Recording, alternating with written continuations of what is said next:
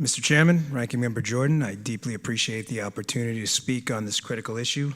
Ms. Underwood Brooks, Mr. Floyd, deeply sorry for your loss. I can only hope you take some solace in the justice that we all pray is to come. I mean that. That was a tough video to watch for all of us. Police Officer Dan O'Sullivan, he was a friend of mine. We went through the police academy together. Sadly, we lost touch when we graduated, so we were both assigned to separate precincts, different areas of the city of New York. Dan and I were briefly reunited in 1998, but it was no joyous occasion. I was reunited with Dan in a hospital in Queens, where he was hospitalized with devastating injuries after pulling over, off duty, to assist a driver in a critical emergency situation. He was hurt badly. Dan was the very essence of a public servant. Dan always put himself last while putting his commitment to the safety and security of the public he pledged to serve always first. That was the Dan I knew. During my employment with both the NYPD and the United States Secret Service, I had the honor and profound privilege of working with agents and police officers who had committed themselves to a higher cause. Just like Dan, I met so many of these committed public servants that sadly, I can't even recall all their names anymore. These are good men and women. Yes, as with any profession, there are officers, no question, who aren't suited for the job. Some will cause trouble, sometimes worse. We've seen that. But in my experience, this is rare and becoming rare. The special agents I work with and remain friends with to this day in the Secret Service joined members of the NYPD and New York City Fire Department on that tragic day of September 11, 2001. You know what they did? They sprinted into those burning buildings and personally escorted people out. As we all know, those buildings collapsed, taking many of those brave NYPD and FDNY souls with them. Those brave souls were running into the buildings. Everyone else was evacuating. These are the types of people I was honored and deeply privileged to work with. Public safety came first. Everything else came second. Sometimes even their own families. The Defund the Police movement will target these heroes. They are the police, these people. It's not some amorphous mass that will be affected. It's real heroes in real time, right now. Removing these heroes from your communities and my community will do nothing but ensure chaos and destruction. Police officers are the front lines, putting themselves between the evildoers among us and the honest, hardworking Americans, just yearning for some security and prosperity in a small slice of Americana. We can and should commit to police accountability, there's no question about that, but we can do it without shredding the thin wall between civilization and chaos. There are few jobs in the country as stressful as policing. I receive an email or a text a few times a year notifying me about the death or injury of a police officer I knew, worked with, or knew someone I worked with. Imagine if that was happening at your job. Think about that just for a minute. God forbid you found out a coworker of yours was killed or injured in the line of duty in the course of doing their job. You didn't just get the text, you got this text a couple times a year. That's policing. That's what they do. They risk their own lives for yours. I'll say in closing, I spoke at an event for police officers years ago, and a spouse of one of these heroes said this. She said, the most wonderful sound in the world for the spouse of a police officer is the sound of Velcro at night. Maybe saying, why Velcro? Because it's how a police officer's body armor is secured to their bodies. And when that body armor comes off and that sound echoes in their ears, the families of these heroes know that they're finally home safely. I ask you, please, with the greatest of respect and humility, please stop this defund the police abomination before someone gets hurt. Thank you for your time. Mr. Bongino, I'll start with you if I can. Is this the direction that you think perhaps American cities ought to move towards if they want to improve police-community relations? I think it's a terrific idea. I can tell you the sheriff in Martin County, where I live and reside now, has made a concerted effort to do outreach before there's a problem. Now, having said that, those collaborations can and do work. The problem I see during my experience as a police officer, or saw as I should say, back in the late 90s, is you can develop all the relationships you want. They can be very productive and friendly, but if they become omnidirectional, one way, not omnidirectional, but one way instead of bidirectional, you're not going to get anywhere. What I mean by that is if people are afraid to go to those contacts in the police department that they've made and established relationships with, because the local drug dealer has them under constant threat and effectively house arrest, you're going to get nothing out of that. Again, let me just be crystal clear. It's a terrific idea. There is nothing but positive externalities to be generated from that. But if you can't establish a framework of safety and security, it's not going to be a bidirectional relationship, and it'll be useless. Citizens have to be able to come forward to the contacts they made knowing they're not going to be attacked or criminalized later on or retaliated against. That security comes first. Mr. Bongino, I have a question for you, and it's been sort of intimated. Are there things about this that concern you? Not that they're not ideas that need to be discussed, but when you look at some of the issues around qualified immunity, some of the micromanagement in this bill, what concerns you when you see this from a law enforcement perspective? Well, as the great Thomas Sowell says often, it's not what you do, it's asking and then what. Listen, I get it. There are serious issues with qualified immunity. Nobody on the panel's wrong, or on the witnesses either, bringing them up. There's no question about that. We're in full agreement. The problem is, if you were to repeal qualified immunity, have you considered and then what? Have you considered the fact that police officers' legal bills, some who may in fact deserve it for doing an awful job, but some who may not, will be so oppressive that you won't have police officers? Have you considered the fact that some of these police officers, out of fear of a rather litigious society we live in now, unfortunately, will now be afraid in the street to go and do their jobs and be proactive in communities that need it most? I mean, has anybody asked that question? Or are we just gaffing that off to create an interesting soundbite? The then what matters here, folks. Qualified immunity has issues. You can work around the edges, but the margins matter here. Mr. Bongino, your thoughts about the causes of crime and the role of our police in this country? I read an interesting op-ed about 4 or 5 years ago, and in the opinion piece, they compared and contrasted two different areas of the country. One that voted largely for Mitt Romney in the election versus Barack Obama. One that voted largely for Barack Obama. It was an inner city in one case and an Appalachian region in the other case. Both considered failed by many measures: high crime, poor economy, poor healthcare outcomes. And what's interesting is it wasn't the voting patterns. It was the deeper patterns you're talking about there. Broken families, drug use, lax law enforcement. If we ignore that, and believe me, I am not in any way suggesting accountability for police and reforms are not necessarily. I wouldn't be here if I didn't believe that. But if we're going to ignore the societal problems and broken families and all of the degradation of the culture and all of that and just scapegoat the police, you will get nothing out of this hearing. You won't see one act of real change. You may get some sound bites, you may get some votes, but you're not going to see a darn thing change. What I hear you saying is it'll be counterproductive. It will absolutely be counterproductive. You will see nothing. Mr. Bongino, I am a survivor of domestic violence from a previous marriage. And I remember when my neighbors called the police. And I don't know why, but I disputed. When the police came to the door, I said, "Oh, I'm fine. Nothing happened. Everything's good here."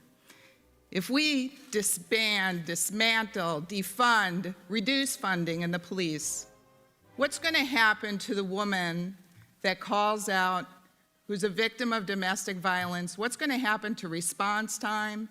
What's going to happen in that situation, do you think? Well, I became a police officer. I wanted to be a doctor precisely because in a situation, without rendering any further embarrassment to people in my family, the police officer showed up and dissuaded a member of my family from doing something he shouldn't have been doing. And this person wasn't scared of anything. He was only scared of the police. And I don't mean that in a negative way. I mean, he didn't want to go to jail. It's the only thing, I was about 9 or 10, it's the only thing that brought peace to me that night. I knew I wanted to be a cop the moment after that. This defund the police abomination will lead to a catastrophe like you've never seen. I can't emphasize that in strong enough terms. I worked in a largely minority precinct, East New York, Brooklyn, the 7-5 precinct. It's a tough place to work. I was young, I was in my 20s. The only time I was ever physically attacked by someone was in a domestic violence situation. I have nothing but the utmost respect for social workers, medics, EMTs, and firemen. I mean that. Running into a burning building is tough. Saving someone's life and catching a pulse in the last minutes, that's tough. But when I walked into that house, make no mistake, that man and forgive me for not saying my sincere, my heartfelt empathy with you for having gone through that, having lived through it myself. I should have opened with that. I mean that. But that man in that house, I'll never forget it, he wasn't going to be stopped. There was no negotiating. This isn't a movie, folks. This is real. He wasn't going to be stopped from attacking his wife. There was a 5 or 6 year old, I don't know the age, cowering in the corner. I've told this story recently because it's so tattooed on my brain, I'll never forget it. You know what that's like? Cowering in the corner. You know, the daddy stop. The guy wasn't going to be stopped. He didn't care that we had guns. You think he's going to care if it's a social worker? Again, I'm not sure where this ridiculous absurdity of defunding the police came from, but I didn't come here with some partisan agenda, and frankly, I'm deeply offended at some who've made it so, including mischaracterizing my comments by Mr. Muriel, which was offensive to me, too. You can pound a table all you want, but that's not what I said. Black families matter to me, too. That was my point. Not that the tragic death of Mr. Floyd had anything to do with that. But what about black families that are the subject of domestic violence? The guy I stopped hit me with an ironing board, you know that? And luckily my partner was there to save me, and that woman, and that crying 5-year-old child. Lady's time has expired. A lot of important things have been said here today, but maybe the most important and frankly the most succinct was a statement that Mr. Floyd made earlier at the prompting of very first round of questioning from Mr. Gates when he asked Mr. Floyd to respond to something Ms. Underwood Jacobs had said during her testimony. And he said, life is precious. Life is precious. George Floyd's life was precious. Pat Underwood's life is precious. Life is precious. Our country, the greatest country ever, started on that premise. The document that launched this experiment in liberty we call America says this: we are all endowed by our Creator with certain inalienable rights. Among these are what? Life, liberty, and the pursuit of happiness. I think it's interesting to think of the order the founders placed the rights they chose to mention. Can you pursue your goals and dreams and happiness if you first don't have liberty, if you first don't have freedom? And do you ever have liberty and freedom if government won't protect your most basic right, your right to life? Because Mr. Floyd is right. Life is precious. Mr. Bongino, you agree with that statement? Life is precious? Absolutely. And you protected it every day in your job, your previous job. Is that right? The best of my ability. You were a New York City police officer. You protected life every time you put on that uniform and did your shift, did your service. Is that right? Proudly so. And when you were in the Secret Service, you protected life. You protected some pretty important life. Barack Obama, President Bush. Two presidents of our great country. That's correct. And when you protected that life, you actually risked another precious life. You risked your life. Is that accurate? It's accurate. And officers do that every single day, don't they? 8 hours a day, 5 days a week. Every day. And that is why you have been so strong in your language about this concept of defunding the police, abolishing the police, a policy proposal that is not consistent with the statement made, the best statement made here today by George Floyd's brother, which says life is precious. I think in your testimony earlier you said, if police forces are abolished, if police forces are defunded, it's not some, I think you used the word amorphous mass, or we're talking about human beings. We're talking about officers who put on the uniform and go protect our communities. It will put their lives at risk, won't it? There's absolutely no question. And just as importantly, because life is precious, it will put people's life at risk in the communities those law enforcement officers serve. Is that accurate? That is accurate, and anyone supporting this should take an oath today to go to the many funerals of the thousands of black lives, Hispanic lives, and white lives that will unquestionably be lost in the chaos that ensues in de-policed streets. You should commit today and raise your right hand to go to those funerals and listen to those crying parents watching their sons and daughters in those caskets. You want to vote for it? Then you go see the consequences of it, because the streets will be chaos, and you can't run away after that. Everyone will know what you did if you choose to go down this road. Let's protect life let's recognize exactly what Mr. Floyd said. Life is precious, and let's do that. I yield back, Mr. Chairman. Mr. Bongino, do you think that defunding our nation's police departments is an effective way of addressing instances of police misconduct? No, it's a disastrous policy. And I think one of the issues that hasn't been considered are the second order effects. I mean, obviously the first order effects are quite obvious. Less police on the streets means more crime. There's simply no deterrent to crime unless you trust in the goodness of every man's heart, which would be potentially disastrous. You are going to have more crime. But think about the second order effects. Has anyone on the panel considered the brain drain that would happen? You will have child abuse investigators who have a very unique ability. They've accumulated over time to look a child in the eye and know right away when they're trying to protect an abuse of a parent because they've been threatened. I've seen it. What about child sexual abuse online, where some of these people, they can look at an image and tell 6 different degrees of separation, how that person got there and who that abused child is? You're going to defund them too? What about the latent print officer that shows up at your house for a burglary that's been taking fingerprints for 20 years? You're going to teach someone that in 5 minutes in a social worker police academy? Again, God bless our social workers. That's not what they do. What about the homicide detectives I worked with? When I was a young rookie Secret Service agent, I couldn't break a guy on an interrogation. I couldn't get him to admit the crime. He didn't want to admit it.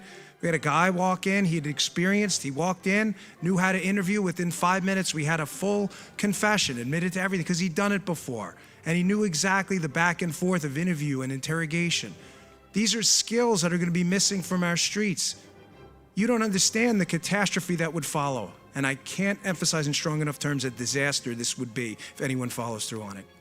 Thank you, Mr. Bongino. And I want to talk about the effect this would have on the communities that are most vulnerable.